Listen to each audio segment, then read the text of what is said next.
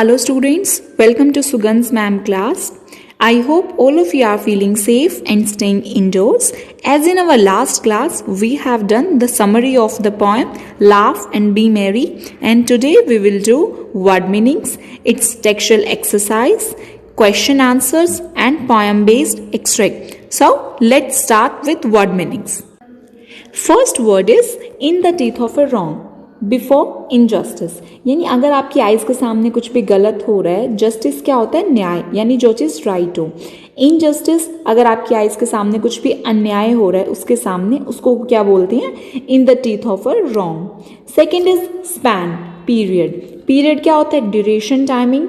कोई भी पीरियड, कोई भी ड्यूरेशन हुआ उसको हम क्या बोलते हैं? Span. Third is pageant. Pageant means beautiful view, किसी भी जगह का कोई बहुत ज़्यादा खूबसूरत सा नज़ारा जिसको हम बोलते हैं pageant. Next is mirth. Mirth means happiness, खुशी, joy, cheerfulness, that is mirth. Fifth is jubilant. Jubilant means happy. Happy means खुश होना, इंजॉय करना। यहाँ पे बहुत, जैसे जो पोएम है, पोएम का जो मेन थीम है that is laugh and B Mary, हंसते रहो, खुश रहो, तो बहुत सारे वर्ड मीनिंग भी बिल्कुल सेम टू सेम है, जैसे मर्थ, जुबिलियंट, आउटपोर्ट। Next is sweeping by. Sweeping by means passing by, साथ में गुजरते हुए या फिर बहुत सारे आसपास, पासिंग बाय जो कि पास में है, sweeping by. Next is outpoured. Outpoured means enjoy करना, खुश रहना।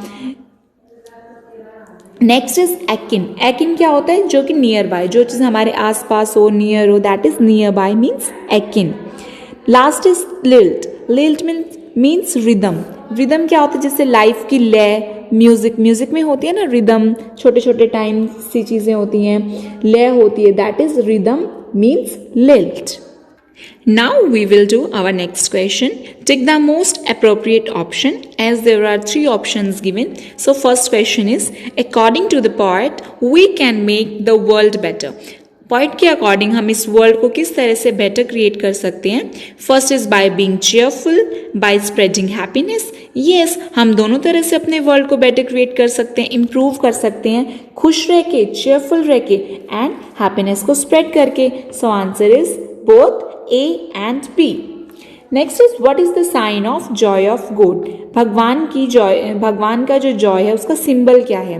Human race, green earth.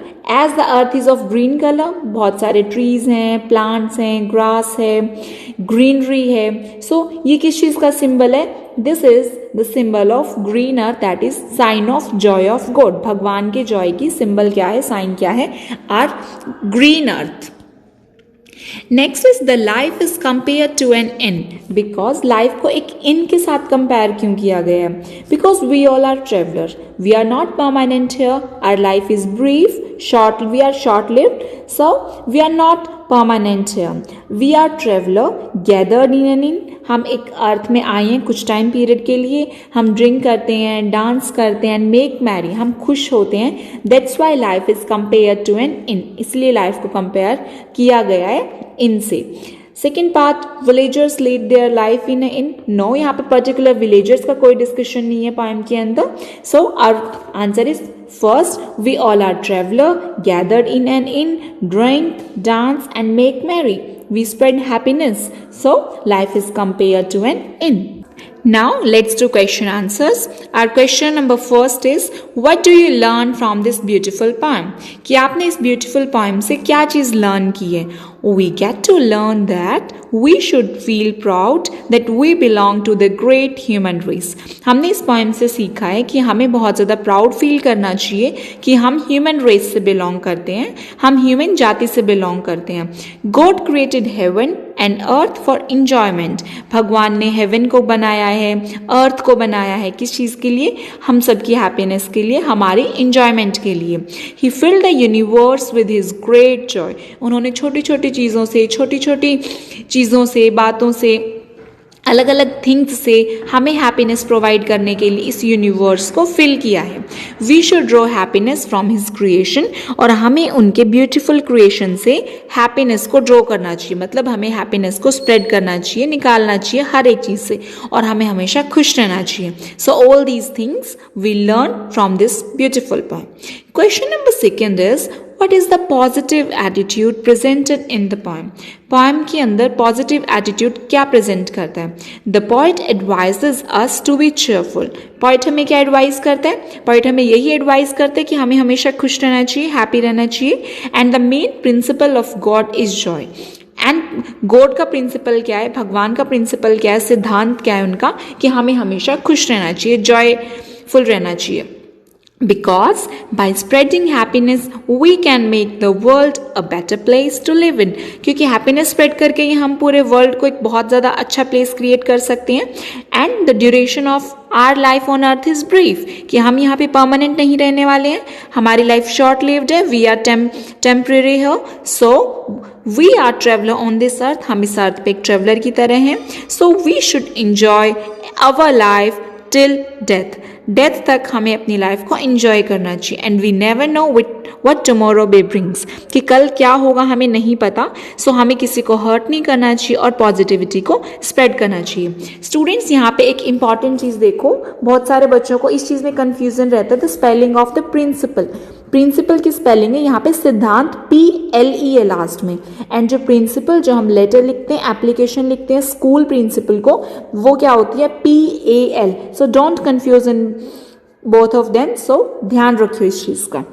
Okay, our last question is poem based extract. So as the stanza is given from the poem, laugh and be merry, remember in olden time. Olden times means in past time. God made heaven and earth for joy, he took in a rhyme, made them and filled them with the strong and red wine of his mirth, the splendid joy of stars, the joy of the earth. मैं आपको ये पूरा का पूरा stanza पहले explain कर चुकी हूँ in our last video. अगर किसी बच्चे को confusion हो, then you can directly go to that video. So let's start our questions. On the basis of your reading, answer the following questions. First is name the poem and the poet. What is the name of the poet? So the name of the poem is Laugh and Be Merry, and the name of the poet is John Masefield. Our question number second is, how did people enjoy in olden time? Past time के अंदर लोग किस तरह से enjoy करते थे अपने time को? They made the best use of the world. कि वो क्या करते थे? वर्ल्ड का बेस्ट यूज करते थे. इस तरह से जो पास्ट टाइम के अंदर जो लोग हैं वो ज़्यादा इंजॉय किया करते थे, बिकॉज वो मोस्ट ऑफ द टाइम खुश रहते थे. That's why they spread happiness. Next is, what do you mean by red wine? जो पोएम के अंदर जो ये स्टेंजा है, यहाँ पे जो रेड वाइन है, what does it mean? So it means that man should drink deep at the fountain of the mirth. कि भगवान की जो मैन है उसे बहुत ज़्यादा हैप्पीनेस को ड्रॉ करना चाहिए. जो फाउंटेन क्या होता है? झरना. Of the mirth means happiness का जो झरना बह रहा है, जो चारों तरफ इतनी ज़्यादा पॉजिटिविटी है, इतनी ज़्यादा everyone should be very optimistic, इतना ज़्यादा हर बंदा खुश है, पॉजिटिव है. तो वन को क्या करना चाहिए? किसी पर्सन को उसे ड्रिंक करके, यानी उस चीज़ को फील करना चाहिए. And he should drink each sip out of the fountain of the mirth. उसे उस हैप्पीनेस के फाउंटेन से हर एक सिप को ड्रिंक करना चाहिए. उसे हमेशा खुश रहना चाहिए. मैंने आपको और क्या बताया था पोएम के अंदर? मैंने आपको बताया था जो रेड कलर है, रेड मीन्स लव. लव का सिंबल है ये रेड कलर. यानी हमें एक दूसरे के साथ मिल के रह के, खुश रह के हैप्पीनेस को स्प्रेड करना चाहिए. एंड वाइन मीन्स हैप्पीनेस जो इतनी ज़्यादा है हमारे all around. Next is explain the splendid joy of the stars, the joy of the earth. जो last line है, explain the line. So it means that we should be cheerful and spread happiness in the world. कि हमें world में happiness को, cheerfulness को spread करना चाहिए. So students, I hope आपको ये टेक्सचुअल क्वेश्चंस, एक्सरसाइज अच्छी तरह से समझ में आई होगी. But still if you have any doubt, any query, you want to ask anything, then you can directly comment in the comment section or you can ask from me also.